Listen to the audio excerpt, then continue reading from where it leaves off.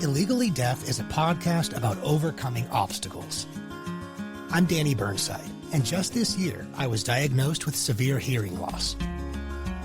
Oh, did I mention I'm a professional Hollywood voice actor? Funny how that goes. I've made the decision to own my disability and interview remarkable guests who are thriving in light of being disabled. Welcome to the Illegally Deaf podcast. Hi, Danny. I love your voice so much. I truly do. I do too. I like your voice a lot. Well, thank you, but I love your voice even more than my voice, to be honest. You have such a killer voice. You really do. Thank you. Ladies and gentlemen, the one and only Silvia Buzzanco. She is a shining example of optimism through adversity. And guys, when we were chatting about her coming on, I was just kind of saying how we're going to roll things. She said, you know what, Danny? This isn't my first rodeo. I love that confidence, Silvia. That's exactly what we want from our guests. You know, this ain't my first rodeo. I'm ready to rock. So guys, Right. Silvia is totally blind. She has an incredible life story. She's very honest and open about this, so I'm going to let her tell the details. She was abandoned by her birth mother at the hospital. Mm-hmm. Her birth mother was mute and deaf, also suffered from paralysis of the left arm, also perhaps had syphilis in the hospital. Yes. Silvia, this is a wild, wild story. Quick rewind. I want to just mention that Silvia and I actually met when I was interviewing Sean Schmel. Sean's the voice of Goku for Dragon Ball Z. I was doing an interview show a couple years back. Not this program. It was more like a voiceover interview show. And Silvia is a huge fan of Sean. And I just want to say we were able to get Silvia on stage chatting with Sean one-on-one. And I just want to mention how cool that was to see you guys interacting, Silvia. Oh my God, it was amazing.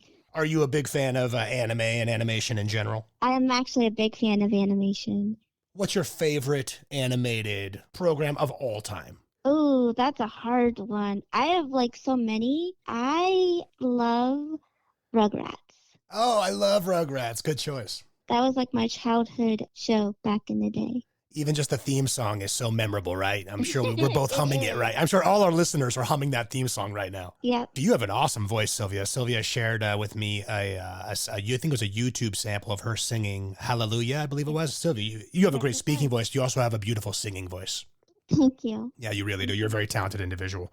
Can you take us back a little bit to where you were born? Where exactly was this, first of all, in the globe? Actually, this was in Bolivia, South America. The city's name was Cochabamba. What exactly happened in the hospital those first 2 weeks?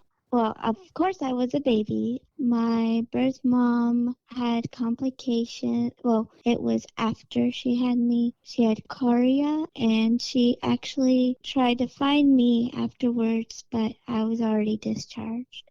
Oh, so she did try to come back and find you afterwards. I didn't know that detail. Yeah, she did. But what happened? They weren't able to tell her where you were just discharged to? They weren't able to release that information? Well, they actually couldn't find her to tell her. Wow. Fascinating. Yeah. Your mom, your birth mom, your bio mom, was deaf and mute.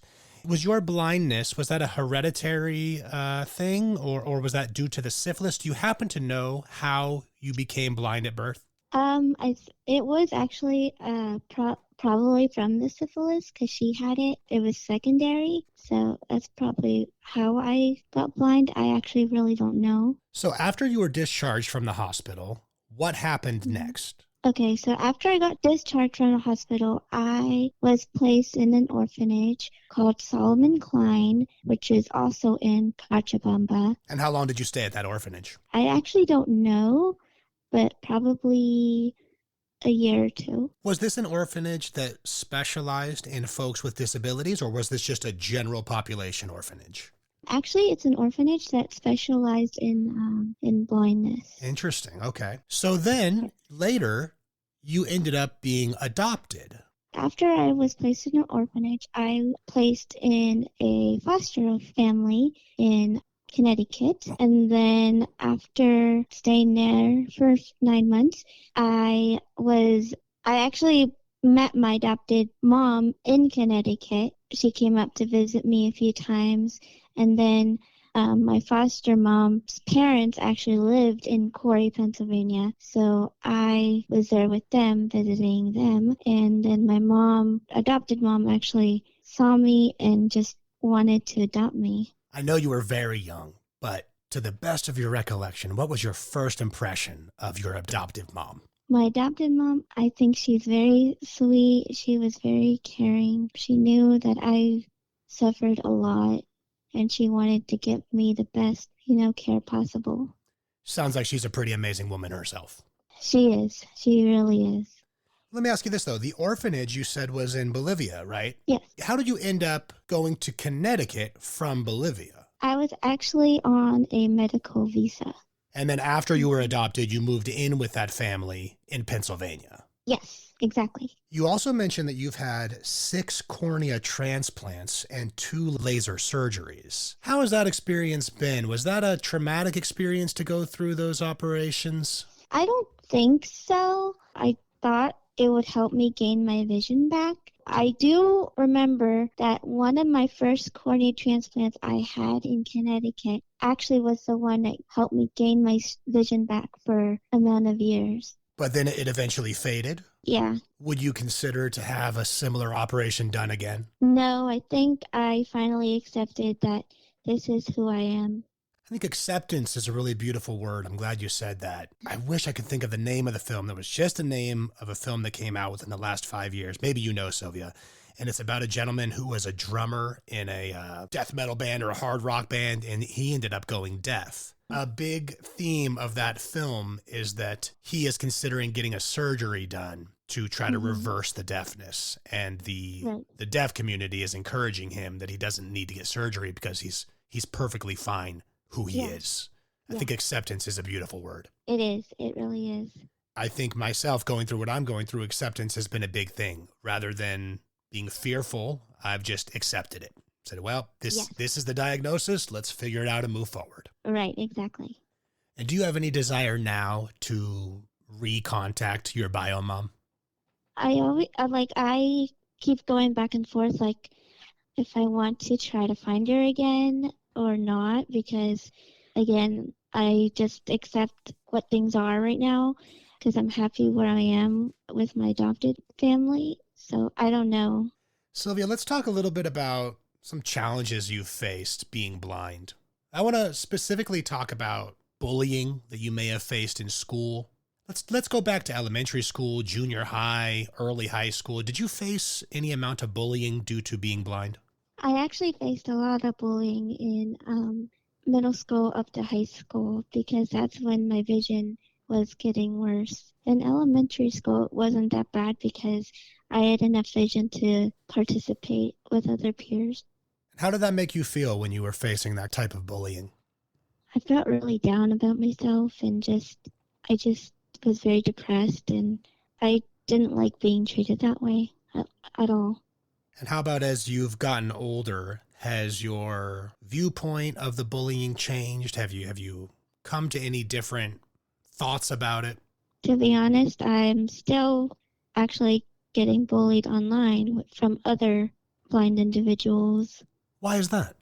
I really don't know, and I wish I knew. But yeah, I've been facing bullying online as well. See, this is wild, Silvia, because an outsider might think that the community, let's just say the blind community, is very acceptive of one another and supportive. But you're here telling us that you're facing bullying even within that community.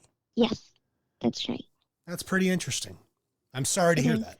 Yeah, it's very heartbreaking, but I guess not a lot of people are nice, and I wish everyone could be nice. I guess people are people regardless of their disability, and there are awesome people and there are crappy people. Exactly.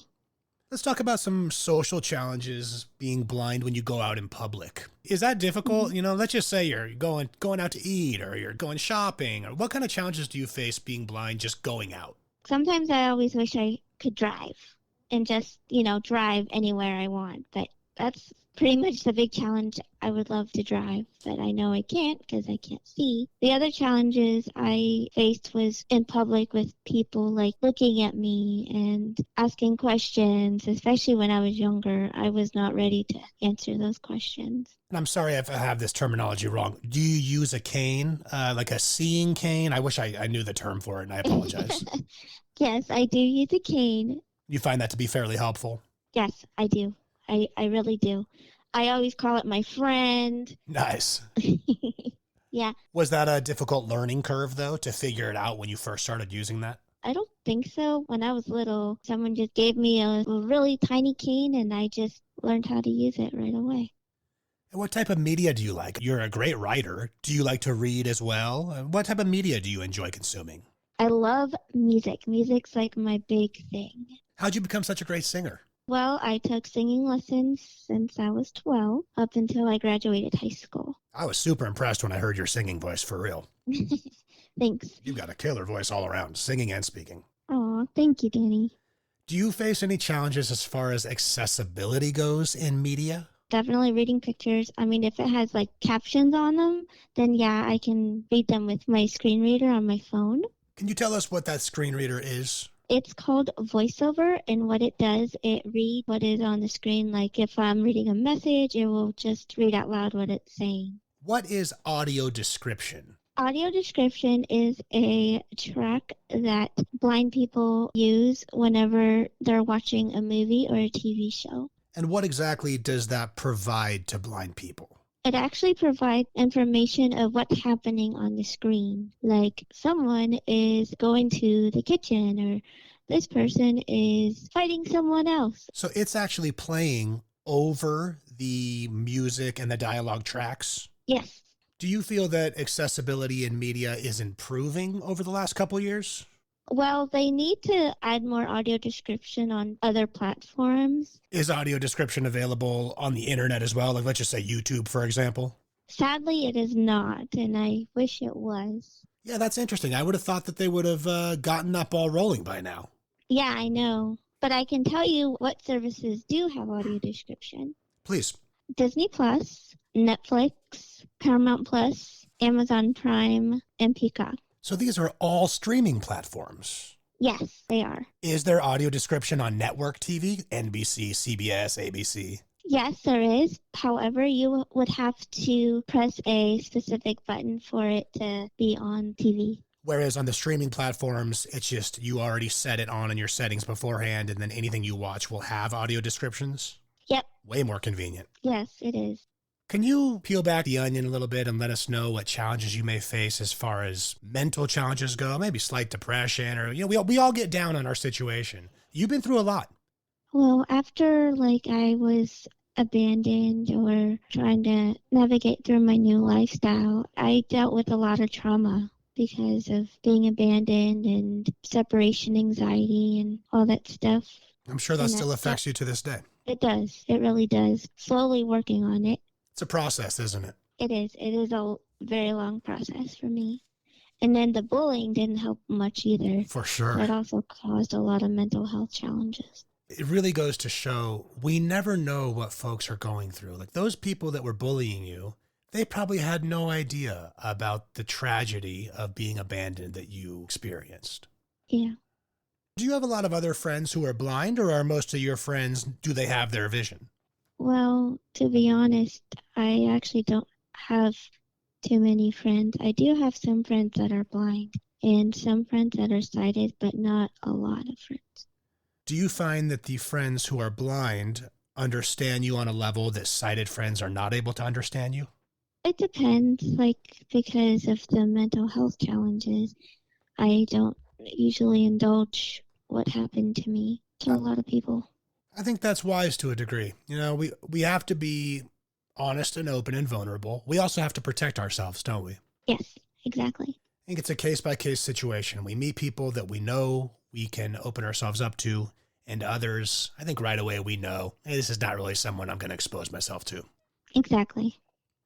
By the way, I just remembered the name of that movie that I was talking about. It's called Sound of Metal. Does that ring a bell to you at all? Sound of Metal?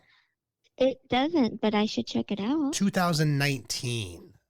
I'm going to check that out again because I did watch it, but I could barely hear it because I'm half deaf. I'm not even kidding, Silvia. Since you have the new hearing aids, you can. Very true. As a matter of fact, I'm so glad you mentioned that, Silvia. You are my first guest since I've had my hearing aids.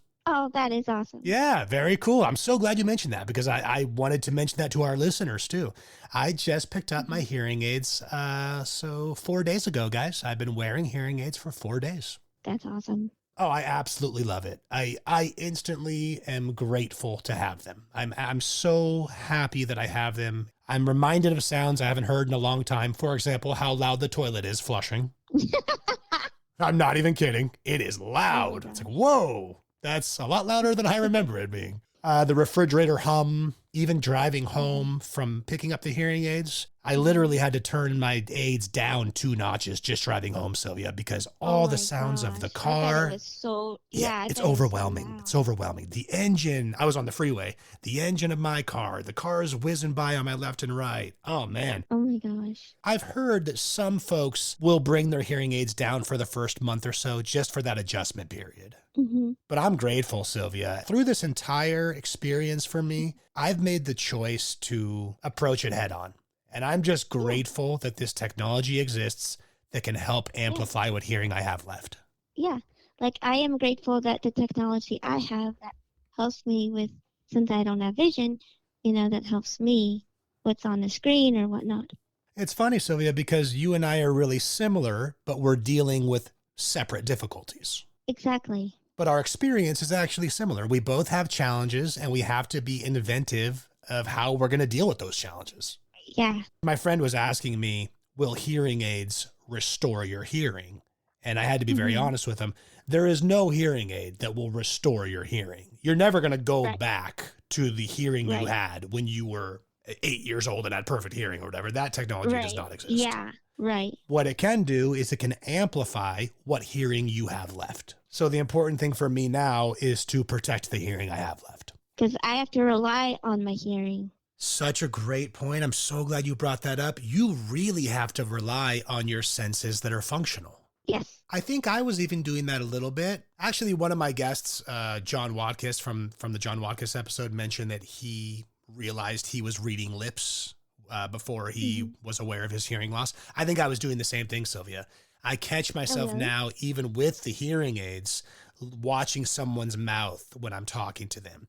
So I think I was overcompensating with my vision because I couldn't hear well. Oh, okay. I was going to ask, like, how were you able, to understand people? Well, I just faked it, but it's partially true. It is partially true. It's an educated guess of what they're saying. It's like, well, based on the conversation we were having, I'm guessing this is what you just said, and I'll respond accordingly. The really difficult situations for me to hear were quiet, like library voice situations. Obviously the library, something like a doctor's office, anywhere where people are talking very quietly. That was incredibly difficult for me to hear. If folks were speaking at full voice, then I could hear them. Speaking of that, I had some situations when people would come up to me and they'd be like talking so loud. I'm like, geez, I mean, I can hear. I just can't see. They like deliberately just talk to me so loud. How funny. They realized you were blind and they started talking louder. Isn't that hilarious? It is. It is. How do you want people to approach you, Silvia? When I want people to approach me is like, tell me, hey, so-and-so, because sometimes because I don't know who they are, like, or I ask, like, who are you? Or whenever someone knocks on my door, I'll be like, who is it? And then if I don't, like, hear a response, and I don't answer the door. And I'm sure this is individual by individual, but are you comfortable with folks asking about your condition, or do you prefer that they don't inquire? When I was younger, I was like very nervous. I would tell them I don't want to talk about it. But now when I'm older, I'm actually not afraid to talk about my condition. And I don't want you to get too detailed here, okay? But what about simple daily things? Oh, taking a shower, going to the bathroom, changing. Are those difficult things, or have you just completely found ways to adapt? I actually just found ways to adapt. Taking a shower, using the restroom, those are easy. Finding clothes to wear, I have to like just figure out by touching the clothes. Like, okay, I should wear this since I can't see the colors. What about going out to eat? Any challenges you face going out to a restaurant? Well, probably reading the menus since I'm not sure if all restaurants have braille menus. Do you find that Braille menus are fairly common? Yeah, I wouldn't think they were that common. I've never been in that position, but I'm so glad to hear that they are. I just wish they were out more in all restaurants instead of just a select few. It's funny becoming disabled myself. It really opens my eyes to how far we still have to go in society to make everything accessible for all folks facing disabilities. Mm-hmm. You really can't understand it until you become disabled yourself. Or perhaps you're Exactly. caring for an individual that is disabled. And I'm actually blessed that I have a wonderful family that actually chose me to be part of their lives and dealt with a lot of trauma. For sure. Do you like audiobooks? I do. I love audiobooks. Do you prefer listening to an audiobook or do you prefer reading Braille? I prefer listening to audiobook because I love hearing the narrator's actual expression of the characters and just reading or listening about the stories. What do you think about this current turn of events where a lot of audiobooks are now AI narrated? Have you heard about this? No, I have not. So there's some fear. Oh, there's fear across all aspects of artistic life, but there's some fear that the audiobook industry will fall to AI narration. Oh my gosh, that is a fear. Matter of fact, as we speak, there are AI narrated books on Audible, Amazon Audible, right now. Yep. Really? That I did not know. I remember having conversations with my colleagues about this potential. This was about 2 to 3 years ago, Silvia. And I remember some of the colleagues saying, well, this is so far down the road that why are we even talking about it? And here we are Oh my gosh. with fully AI narrated books on Audible. Oh my gosh. Isn't that wild? That is wild. So there's fear across the arts that AI will replace artists. Oh no. We'll see. We'll see what happens. Look, I'm not anti-AI, but I am pro-artist. That's my stance. And for me, audiobook narration, telling stories is perhaps the oldest art form of all time, right? Passing Yes, down stories from exactly. generation to generation. I don't want to lose that. I don't want to lose that to a computer. No, of course not. And personally, although I'm biased, of course, I don't think a computer can tell a story as well as a real person with real feelings and real experiences and real emotion. Actually, on that topic, audio description is actually turning into that now too. Recently, I downloaded actually a TV show that I grew up with. Didn't realize it was audio described, but it is audio described by a text-to-speech voice instead of an actual audio describer. Could you hear any difference? Yes, I actually can. The text-to-speech voice doesn't have any emotion to it. It's just very monotonic like this. And you, Silvia, are so supportive of artists. Yes, I am. Have you always loved art from a young age? I know you said you've been singing since you were a kid. Did you always love art? Music, definitely. In fact, my dad actually introduced me to music. Would you consider going to a play? Oh my gosh. So you've been to some live plays before? Yes, I have. See, that's really my true love, Silvia, is theater. Yeah, I love theater. For me, theater is the actor's medium. Film and TV is great, but for my money, film and TV is a director's medium and an editor's medium. Theater is an actor's medium, and there's no cut or take two to bail you out, is there? There isn't. You are exposed on stage and you got to figure it out yourself. And also there's something so communal about being at the theater. Yes, if you're on stage, you feel the audience and you take from the audience. Even being an audience member, you feel like you experience something together. It's a real communal feeling going to see a show. Because you feel like you're in the actual play itself. Every night at the theater is a different experience. And you can't say that about film or TV. It literally is the same experience, no matter how many times the show airs. It's the same edited experience. Whereas the theater, there are small differences between every single performance. I actually was part of the Erie Playhouse here. Awesome. locally. What show did you do?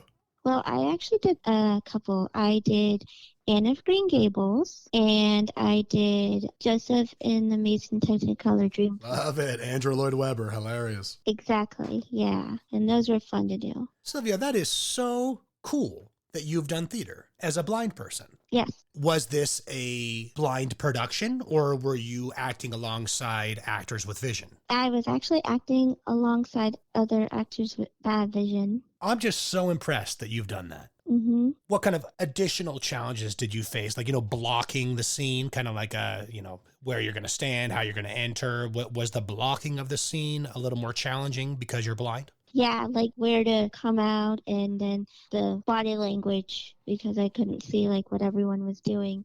But I did have like a sighted assistant to help me. Was the sighted assistant with you on stage? Yes. What would you say to someone who's listening to this show who's blind? They're very fearful about going about their day-to-day. Maybe they're you when you were in junior high. What would you say to encourage that person? I would say that you're not alone. You have other ways to cope with your disability. You can do a lot of other things. I think there's a lot of folks who, if they had been through what you've been through from birth on, would be wallowing in self-pity. And here you are doing live theater. I wish I could do more of live theater, to be honest, because I really enjoyed it. I think you got to get into voiceover with that voice. Yeah, actually, that is my actual dream. I had that dream ever since I met Dion Kwan, that voiced Kimmy from the Rugrats in 2008. Especially because you can sing too. So that just totally assists you. I mean, if you're doing animation, you've got the voice for it and you can sing. So you're right there. Yeah. Well, Silvia, I want to thank you so much for coming on the show. It's been a pleasure chatting with you and get to know you a little deeper. I just think you are someone that our listeners can gain a lot from. And thank you so much for your time. Of course, Danny. Thank you. Guys, you can catch Silvia on X, aka Twitter. It's SilBuzz213, SILBUZZ213. Silvia also introduced me to a really, really cool disability group on Facebook. It's a Facebook group called Disability Safe Haven. And actually, guys, I've joined the group based on Silvia's recommendation, and it's fantastic. And Silvia's very involved. So if you join Facebook group Disability Safe Haven, you will definitely run into the incredible Silvia Buzzanco there. Silvia, thank you so much for your time today. Thank you, Danny.